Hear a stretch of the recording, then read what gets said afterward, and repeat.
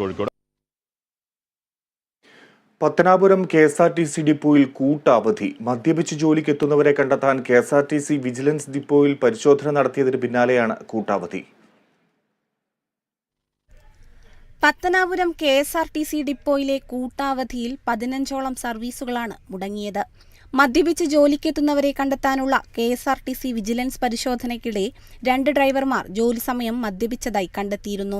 ഇന്ന് രാവിലെ ആരംഭിച്ച പരിശോധനയിൽ 2 പേരെ കസ്റ്റഡിയിലെടുത്തു എന്നറിഞ്ഞതോടെയാണ് കൂട്ട അവധിയുണ്ടായത്. ഇതോടെ സർവീസുകൾ പലതും മുടങ്ങി. കൊല്ലത്തെ കൊടും ചൂടിൽ ട്രിപ്പ് മുടങ്ങിയതോടെ യാത്രക്കാർ വലഞ്ഞു. മണിക്കൂറോളം കൊണ്ട് നിൽക്കുക.